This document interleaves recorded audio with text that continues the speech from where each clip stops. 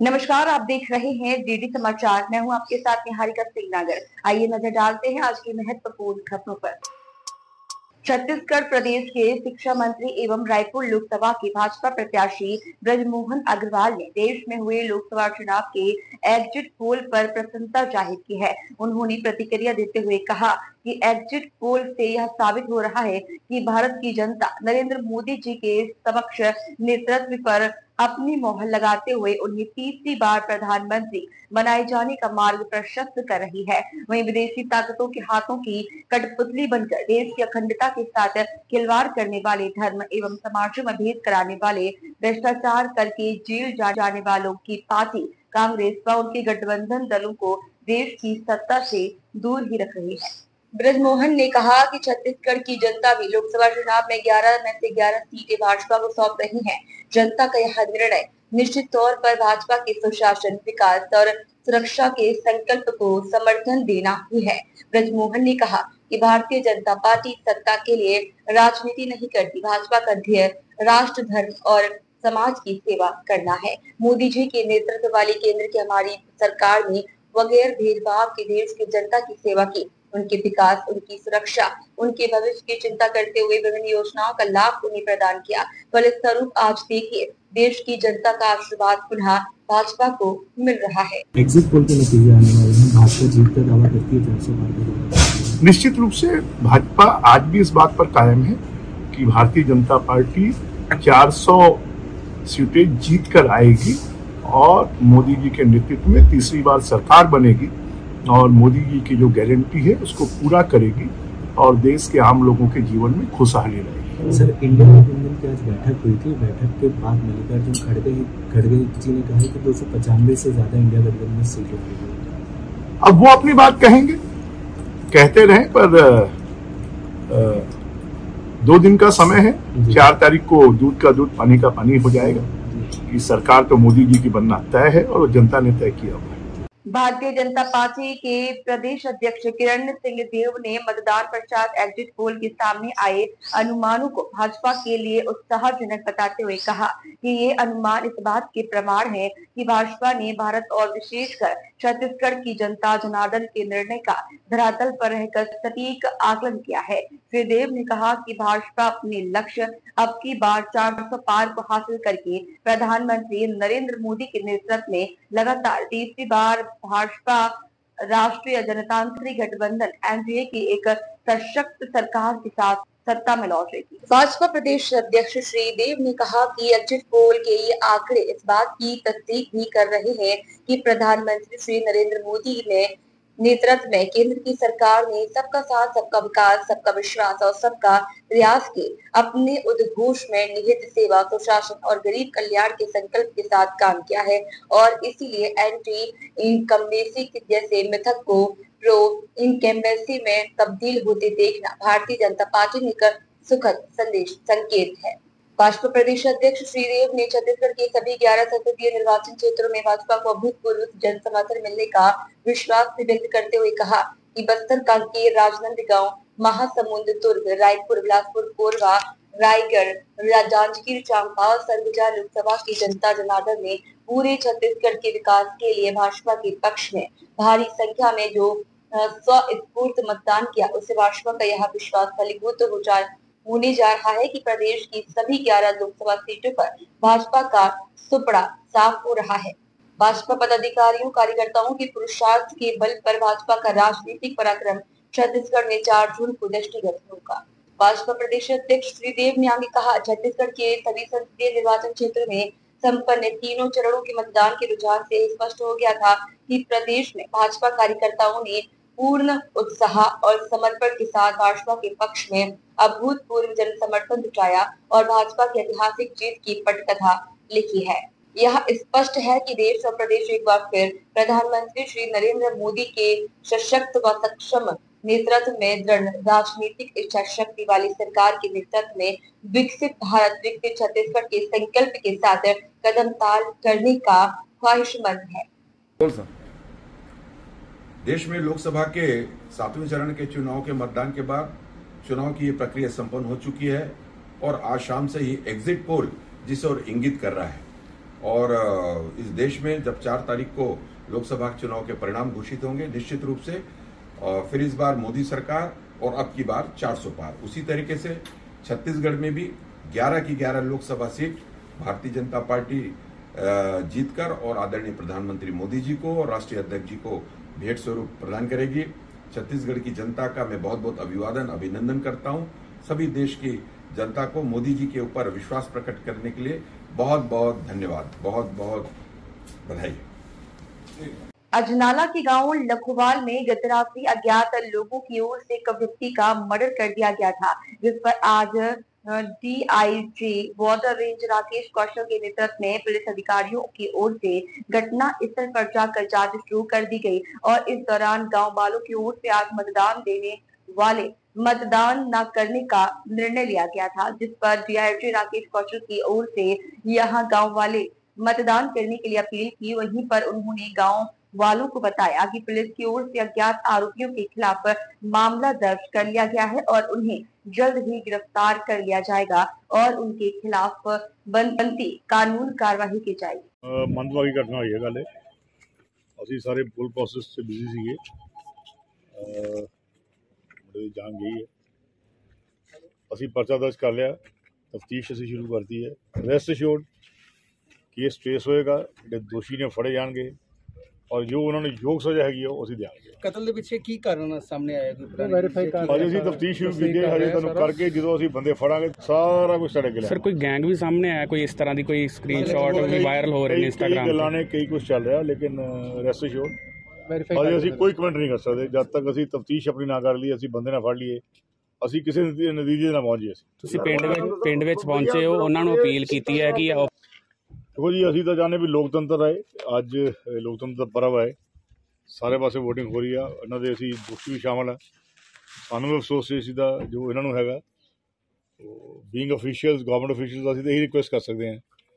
ਬਾਕੀ ਇਹ ਇਹਨਾਂ ਦੀ ਇੱਛਾ ਹੈ, ਜੇ ਇਹਨਾਂ ਨੇ ਫੈਸਲਾ ਕੀਤਾ ਵੀ ਸਰ ਸਾਡੇ ਪਿੰਡ 'ਚ ਅਫਸੋਸ ਆ ਤੇ ਸ਼ਾਇਦ ਅਸੀਂ ਵੋਟਿੰਗ ਨਾ ਕਰੀਏ। ਬਾਕੀ ਮੈਂ ਤਾਂ ਇਹੀ ਕਿਹਾ ਤੁਸੀਂ ਸੋਚ ਲਓ, ਕਰ ਲਓ, ਕਹਿੰਦੇ ਅਸੀਂ ਕਿਸੇ ਦਾ ਗੱਲ ਨਹੀਂ ਆ, ਬਟ ਵੋਟ ਪਾਉਣਾ ਨਾ ਪਾਉਣਾ ਉਹ ਇਹਨਾਂ ਦੀ ਮਰਜ਼ੀ ਆ। ਅਸੀਂ ਤਾਂ ਇਹ ਚਾਹੁੰਦੇ ਸੀ ਕਿ ਮਤਲਬ ਕਿਸੇ ਦਬਾਅ ਹੇਠ ਆ ਕੇ ਨਾ ਇਹ ਹੋਏ ਕਿ ਅਸੀਂ ਵੋਟ ਨਹੀਂ ਪਾਣੀ, ਬਟ ਅਗਰ ਇਹਨਾਂ ਦਾ ਪਿੰਡ ਦਾ ਸਾਂਝਾ ਫੈਸਲਾ ਇਹਨਾਂ ਦੀ ਆਪਸੀ ਪਿਆਰ ਕਰਦਾ ਹੀ ਨਹੀਂ ਪਾ ਹਾਂ ਨਹੀਂ ਠੀਕ ਹੈ ਬੇਟਾ, ਵੀ ਆਰ ਵਿਦ ਯੂ, ਅਸੀਂ ਤੁਹਾਡੇ ਨਾਲ ਆ, ਅਸੀਂ ਤੁਹਾਡੇ ਨਾਲ ਆ, ਅਸੀਂ ਸਾਰੇ ਤੁਹਾਡੇ ਨਾਲ ਆ, ਅਸੀਂ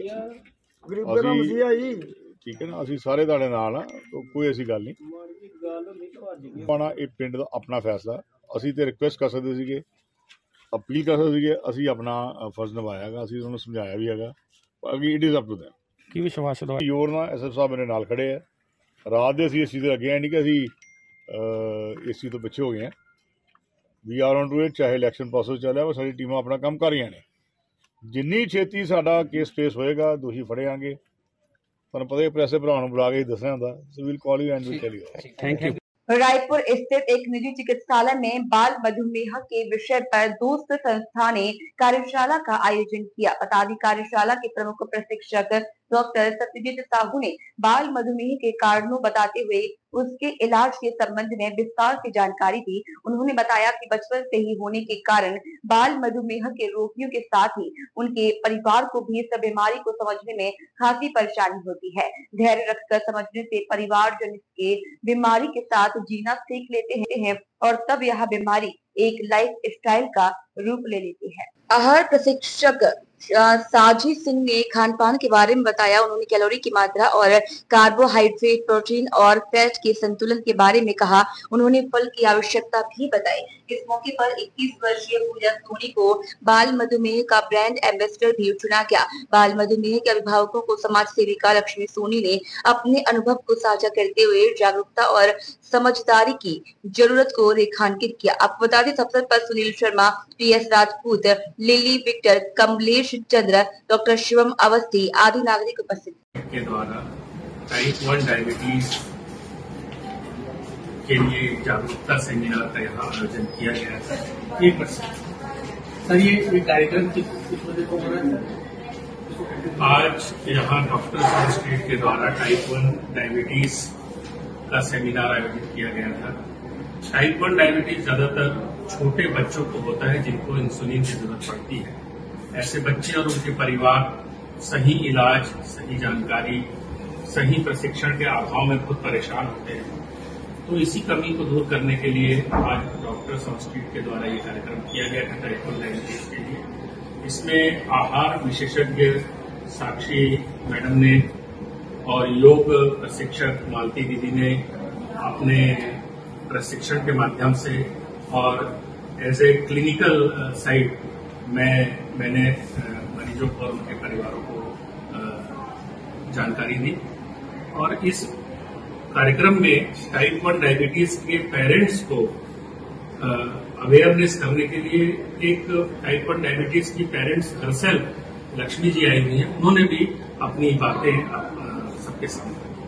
7 चरणों में हुए चुनावों में देश की 542 लोकसभा सीट पर वोट डाले गए हैं, जिसके नतीजे आगामी 4 जून को आएंगे। सीएम साई 400 पार के लक्ष्य को अचीव करने के प्रति पूरी तरह से आश्वस्त हैं। सीएम साई ने कहा कि मुख्यमंत्री होने के नाते मेरा छत्तीसगढ़ के अलावा और दूसरे प्रदेशों में जाना हुआ है। मैं उड़ीसा, झारखंड, मध्य प्रदेश में भी गया।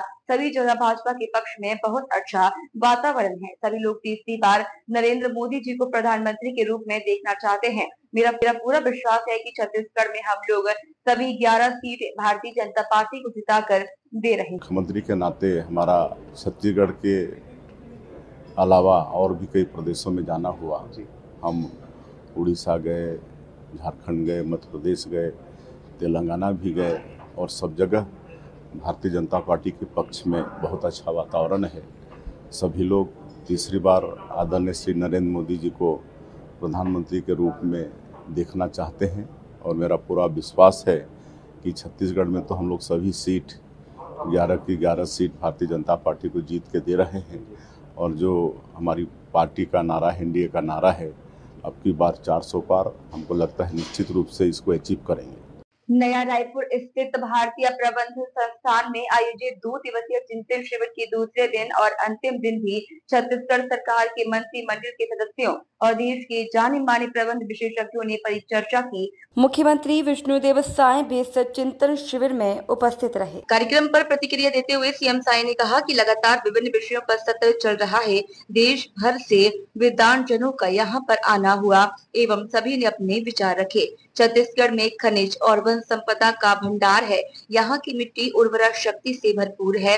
गुड गवर्नेंस के माध्यम से हम हमारे प्रदेश को विकास की दृष्टि से बहुत आगे ले जा सकते हैं। प्रधानमंत्री जी का 247 तक भारत को विकसित देश बनाने का संकल्प है, जिसमें छत्तीसगढ़ को भी हमें विकसित प्रदेश बनाना है। यहाँ जो विद्वानजन आए हैं, उन्होंने आज छत्तीसगढ़ की स्थिति क्या है और इसे आगे कैसे ले जा सकते हैं, उस पर अपना वक्तव्य दिया। हम लोगों ने भी सबको सुना और समझा है। ये चिंतन शिविर विकसित छत्तीसगढ़ के हमारे विजन में बहुत ही कारगर साबित होगा। IIM रायपुर में छत्तीसगढ़ मंत्रिमंडल के सम्मानित सदस्यों का 2 दिवसीय चिंतन शिविर का यहाँ पर आयोजन हुआ है और आज दूसरा दिन है। और इस चिंतन शिविर में सभी हमारे मंत्रिमंडल के सम्मानित सदस्यगण उपस्थित हैं। कल से लगातार सत्र चल रहे हैं विभिन्न विषयों पर और देश भर से विद्वान जन यहाँ पर आके अपना विचार रख रहे हैं। और छत्तीसगढ़ वास्तव में बहुत रिच प्रदेश है। यहाँ पर खनिज संपदा है, वनोपज है, यहाँ की मिट्टी उर्वरा शक्ति से भरपूर है और गुड गवर्नेंस के माध्यम से हम लोग इस प्रदेश को विकास की दृष्टि से बहुत आगे बढ़ा सकते हैं। और माननीय प्रधानमंत्री जी की भी सोच है 2047 तक इस देश को विकसित भारत के रूप में खड़ा करने का। तो हम लोग को छत्तीसगढ़ को भी विकसित छत्तीसगढ़ के रूप में खड़ा करना पड़ेगा। और लगातार जो यहाँ पर विद्वान जन आए वो छत्तीसगढ़ की आज स्थिति क्या है और आगे कैसे इसको बढ़ा सकते हैं, उस पर अपना वक्तव्य दिए हैं और हम लोगों ने सबको सुना है, समझा है। और इसमें जो भी सत्र चल रहे हैं बहुत उपयोगी हैं और विकसित छत्तीसगढ़ बनाने के लिए वो बहुत ही कारगर होंगे। सूरजपुर के भैयाथांग क्षेत्र में चल रही हाइड्रो पावर प्लांट पार्सल के निर्माण कार्य में अवैध रूप से रेत भंडारण की शिकायत पर खनिज और राजस्व की संयुक्त टीम जांच के लिए पहुंची। दरअसल क्षेत्र के कुछ जनप्रतिनिधियों ने हाइड्रो पावर प्लांट पार्सल में चल रहे निर्माण कार्य में रात को नियमों की ताक में रखकर रेत का अवैध भंडारण करने और प्लांट पर काम कर रहे मजदूरों के हित की बातों को लेकर एसडीएम भैयाथान को ज्ञापन सौंपा था। इस शिकायत पर गठित खनिज, राजस्व और पुलिस की संयुक्त टीम ने मौके पर पहुंच निरीक्षण कर जरूरी दस्तावेज प्लॉट से मांगे हैं और आगे सभी दस्तावेजों के अवलोकन के बाद उचित कार्रवाई करने की बात कही।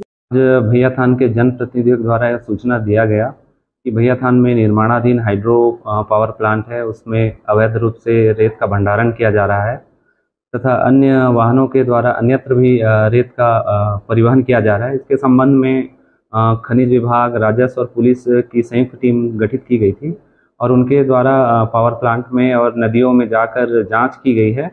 पावर प्लांट से उनके अनुमति के संबंध में जानकारी भी ली गई है। चूँकि अभी जांच प्रक्रियाधीन है और दस्तावेज का परीक्षण खनिज टीम, राजस्व टीम और पुलिस की टीम के द्वारा की जा रही है और यदि अनियमितता पाई जाती है तो निश्चित ही रूप से कार्रवाई की जाएगी और जो अर्थदंड है अधिरोपित किया जाएगा।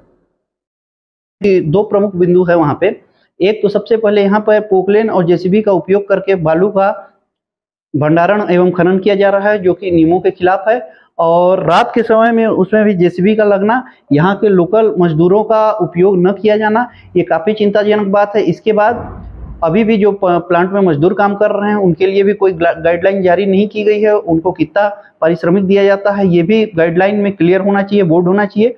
अभी तक कोई बोर्ड नहीं लगा है। इसके अलावा पहले हम देख चुके हैं कि 2 श्रमिकों की वहाँ पे मौत हो चुकी है, उनको मुआवजा स्वरूप 20 लाख रुपए शायद प्लांट से दिया गया है। अभी फिर पिछले हफ्ते हम देख रहे हैं कि एक और मजदूर की मौत हो गई, उसके परिवार को क्या दिया गया है, मुआवजा क्या दिया गया है, ये भी अभी तक क्लियर नहीं है। और हम देखते हैं कि लोकल मजदूरों का केवल शोषण हो रहा है। यहाँ पे जो रिहायशी कॉलोनी बनाई गई है उनके द्वारा, उसमें भी जिनका जमीन फंसा है उनके घर के लड़के टेक्निकल एजुकेशन लिए हुए हैं, लेकिन उनको भी 12,000 के दर पे काम करने को बोला जा रहा है। ये क्षेत्रीय लोगों के काम करने का शोषण के रूप में किया जा रहा है, ये काफी चिंताजनक है। इस मुद्दे को अगर आज जांच करने के बाद एसडीएम साहब को हमने ज्ञापन सौंपा था। ज्ञापन के बाद एसडीएम साहब ने जांच अधिकारी के रूप में राजस्व, तहसीलदार एवं पटवारी, इसके अलावा मुद्दों को लेकर के आपने ज्ञापन सौंपा? हमने इन्हीं 2 बिंदुओं को लेकर खनन जो हो रहा है, इसको खनिज खनन जो हो रहा है, बालू का एक तो हो रहा है, दूसरा ये जो दोनों तरफ तटबंध बना रहे हैं, राजस्व की भूमि से मुट्टू एवं मुरुम का भी खुदाई हो रहा है, उसका भी अभी तक कोई अनुमति नहीं लिया गया है। तीसरा, जो श्रमिकों का मुख्य रूप से शोषण किया जा रहा है कोई गाइडलाइन बिना जारी किए, इन तीनों मुद्दों पे हमने ज्ञापन सौंपा है और अगर उन्होंने जांच के बाद अपनी रिपोर्ट एसडीएम साहब को सौंपी है, अगर रिपोर्ट में अगर कुछ चीज सही तरीके से नहीं पेश किया जाता तो हम इसको आगे चल के आंदोलन का रूप में लेंगे और पूरी कांग्रेस पार्टी इसमें एक बड़ा आंदोलन के लिए तैयार होगी। मुख्य चिकित्सा एवं स्वास्थ्य अधिकारी डॉक्टर संजय बसाक के द्वारा जिले के कुआं कोंडा विकास खंड अंतर्गत ग्राम पंचायत बड़े हडमा मुंडा का दौरा किया, जहां कल 50 से अधिक ग्रामीण फूड पॉइजनिंग का शिकार हुए थे। खबर मिलते ही स्वास्थ्य विभाग के द्वारा गांव में मेडिकल टीम लगाकर ग्रामीणों का उपचार किया गया, जहां लगभग 18 मरीजों को सामुदायिक स्वास्थ्य केंद्र कुआं कोंडा लाया गया था, जिसमें से 4 मरीजों को जिला अस्पताल रेफर किया गया था। आज स्थिति सामान्य होने पर 10 मरीजों को सामुदायिक स्वास्थ्य केंद्र कुआं कोंडा से डिस्चार्ज किया गया। मुख्य चिकित्सा एवं स्वास्थ्य अधिकारी डॉक्टर संजय बसाक ने बताया कि गांव में स्थिति पूर्णतया सामान्य है। विभाग के द्वारा आज भी घर घर भ्रमण कर ग्रामीणों का उपचार किया गया है एवं मितानिनों के माध्यम से लगातार ग्रामीणों की जानकारी ली जा रही है। इस दौरान जिला सर्विलांस अधिकारी डॉक्टर बीरू गोपाल राव, खंड चिकित्सा अधिकारी कुआं कोंडा डॉक्टर देश दीपक, जिला कार्यक्रम प्रबंधक डॉक्टर हितेश ठाकुर आदि मौजूद थे। दिनांक 1 जून 2024 को सामुदायिक भवन कोंडा गांव में सुबह 10 बजे से शाम 4 बजे तक अखिल भारतीय पूर्व सैनिक सेवा परिषद कोंडा गांव के तत्वाधान में 1 दिवसीय निःशुल्क मेडिकल कैंप का आयोजन किया गया, जिसका लाभ लेने के लिए 50 पूर्व सैनिकों, सेवारत सैनिकों, वीर नारी एवं उनके आश्रितों, 30 आम नागरिकों और 350 निःशुल्क सैन्य प्रशिक्षण प्राप्त करने वाले प्रशिक्षणार्थियों ने पंजीयन किया। आपको बता दें कि सर्वप्रथम मुख्य अतिथियों के द्वारा भारत माता और छत्तीसगढ़ी महतारी के छाया चित्र पर पुष्पमाला अर्पित कर दीप प्रज्वलित किया गया। इसके बाद सभी अतिथियों का पुष्प गुच्छ देकर स्वागत सत्कार किया गया। श्री गणेश विनायक आई हॉस्पिटल रायपुर के आई स्पेशलिस्ट डॉक्टर परीक्षित और स्टाफ द्वारा नेत्र का जांच किया गया और आवश्यकतामंदों को निःशुल्क चश्मा वितरण किया गया। ECHS पॉली क्लिनिक जगदलपुर के officer in charge lieutenant colonel Akshay Kumar Kar, surgeon lieutenant commander बाय सी जॉनसन और स्टाफ के द्वारा blood pressure, sugar level, pulse rate और जनरल चेकअप चेक किया गया। आपको बता दें कि आवश्यकतामंदों को निःशुल्क दवाइयां भी वितरित की गई। इस अवसर पर अखिल भारतीय पूर्व सैनिक सेवा परिषद कोंडागांव के संरक्षक बस्तर संभाग प्रभारी सुब्रत साहा, जिलाध्यक्ष सूरज यादव, सचिव उमेश साहू, उपाध्यक्ष अजनेर लकड़ा, कोषाध्यक्ष सोमेश्वर भारती, केशकाल ब्लॉक अध्यक्ष आसमान मंडावी, बड़ेराजपुर ब्लॉक उपाध्यक्ष रूप राम, बड़ेराज ब्लॉक सचिव संतोष मरकाम आदि प्रशिक्षणार्थी उपस्थित रहे।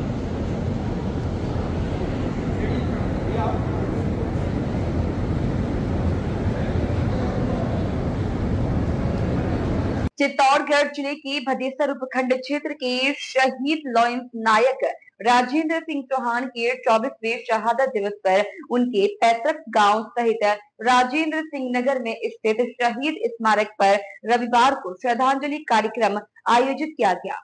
कार्यक्रम के मुख्य अतिथि जिला कलेक्टर आलोक रंजन शहीद की मूर्ति पर माल्या बनाकर पुष्पांजलि दी। उन्होंने देश के लिए अपनी कुर्बानी देने पर उसके परिवार वाले व शहीद की पत्नी लीला कंवर का सम्मान करते हुए जिला प्रशासन की ओर से हमेशा सहयोग देने इस स्मारक को और विकसित करने का भरोसा दिलाया है। बादसोड़ा सरपंच शंभू सतार ने अपने उद्बोधन बोलते हुए कहा कि मैं अग्निवीर सैनिकों को शहीद का दर्जा मिलना चाहिए व उन्होंने पूर्व सैनिक सेवा परिषद चित्तौड़गढ़ के सभी रिटायर्ड सैनिकों का भी सम्मान किया। इस मौके पर उपखंड अधिकारी ब्रजेश पांडे, थाना अधिकारी शीतल गुर्जर, मंडपिया थाना अधिकारी अर्जुन सिंह राव, बादसोड़ा विकास अधिकारी अनिल टेलर, जिला प्रमुख भूपेंद्र सिंह बड़ोली, पूर्व सैनिक कर्नल रणधीर सिंह, घनश्याम सिंह राणावत आदि इसमें मौजूद रहे। आपको बता दें कार्यक्रम का संचालन कान सिंह राव ने किया। सभी का आभार लीला कुंवर ने किया। सबसे पहले मैं उस परम शहीद को नमन करता हूं जिन्होंने अपने व्यक्तिगत शहीद का जीवन अपने आप में प्रेरणा का स्रोत होता है और आज शहीद राजेंद्र जी के गांव में आकर के इनके स्मृति के इस कार्यक्रम में जो स्मृति का स्थल है जो इन्होंने मेंटेन कर रखा है इनके परिवार ने, ये सब प्रेरणा के स्रोत हैं। उनका जीवन अपने आप में प्रेरणा का स्रोत है कि किस प्रकार देश के लिए अपना सर्वस्व बलिदान हम कर सकते हैं और ये प्रेरणा हमें हर वर्ष मिलती रहे, इसलिए इस तरह के आयोजन होते हैं। मैं अपने आप को खुश नसीब मानता हूँ कि मुझे इसमें आने का अवसर मिला और साथ में इनके पूरे परिवार को, यहाँ एक्स सर्विसमैन भी आए हैं, मैं उनके प्रति भी धन्यवाद ज्ञापित करता हूँ। पूरे जिला प्रशासन की तरफ से धन्यवाद ज्ञापित करता हूँ कि उन्होंने देश की इतनी बड़ी सेवा करी है। और जहाँ तक इनके शहीद स्मारक का प्रश्न है तो ये बड़ा अच्छा मेंटेन है। इसके विषय में और क्या अच्छा किया जा सकता है उसके बारे में भी इनके सहयोग से लेकर के कुछ कार्य करवाएंगे। धन्यवाद। नौतपा और चिलचिलाती गर्मी का असर वन्य प्राणियों के स्वास्थ्य में न पड़े, इसके लिए नवा रायपुर जंगल सफारी नंदन वन व आचारी स्थित नंदन वन पक्षी विहार में वन्य प्राणियों व पक्षियों के लिए विशेष प्रबंध किए गए हैं। इसीलिए उनके बाड़ों को ग्रीन नेट व खस का पर्दा लगाया गया है। साथ ही कूलिंग सिस्टम को भी बेहतर बनाया गया है। हर जगह उनके लिए पानी उपलब्ध है। साथ ही जानवरों के आहार में भी बदलाव किया है। यही नहीं, वन्य प्राणियों को 2 टाइम ORS का घोल भी पिलाया जाता है ताकि वे हाइड्रेटेड रहे। साथ ही उन्हें मौसमी फल भी खिलाया जा रहा है। जंगल सफारी और जू में हमने गर्मी को ध्यान में रखते हुए हमारे जो वन्य जीव है, वन्य प्राणी है, उनके लिए विशेष इंतजाम यहाँ पे किए गए हैं। खास करके जो गर्मी में हमारे वन्य प्राणियों को पानी की व्यवस्था वहाँ पे उपलब्ध हो, तो निरंतर हम उसके लिए वहाँ पे उनका जो कूलिंग सिस्टम है उसको अच्छे इम्प्रूव किए हैं। उसके साथ साथ में वहाँ उनको पीने के लिए पानी है और उसमें भी उनको इलेक्ट्रॉल और जो मिनरल्स रिच वाटर है और खाद्य में भी हम लोग उनको जो वाटर इनरिच फूड है उनको हम लोग ज्यादा दे रहे हैं। जहाँ पानी वाले फल है ऐसे देने के लिए हम लोग वहाँ प्रयास कर रहे हैं। उसके साथ साथ में हमारे जो जू कीपर्स है, हमारे जो वेटनरियंस है, डॉक्टर्स है, वो सतत उनके देखभाल कर रहे हैं, निगरानी कर रहे हैं ताकि किसी भी प्रकार की कोई वहाँ पे समस्या उत्पन्न ना हो। और अभी तक हमारे यहाँ पे सब चीज जो है मतलब व्यवस्थित रूप से चल रहा है। सर, गर्मी काफी पड़ रही है, तो ऐसा कोई केस निकल कर सामने आया जिसमें कुछ नहीं, अभी तक तो हमारे सफारी में ऐसा कोई केस नहीं आया है, क्योंकि डिहाइड्रेशन का ऐसा कुछ केस नहीं हुआ है, क्योंकि हम लोग लगातार उसमें मॉनिटरिंग और लगातार उनकी जो है देखभाल जो है हमारे कीपर्स, हमारे सभी स्टाफ मिलकर कर रहे हैं। आने जाने में लोग सर आ रहे हैं बड़ी संख्या में, उनके लिए कुछ उचित व्यवस्था है? यस, उनको बैठने के लिए, उनको पीने के लिए पानी, और अभी हमारे बैटरी ऑपरेटेड व्हीकल्स भी जो है संचालित हो रहे हैं, ताकि लोग बैटरी ऑपरेटेड व्हीकल्स में भी जो है घूम सकते हैं, ताकि उनको आसानी मिले पूरे जू में देखने के लिए। सर आने वाले दिनों में कुछ और नया प्लान करना है जंगल सफारी?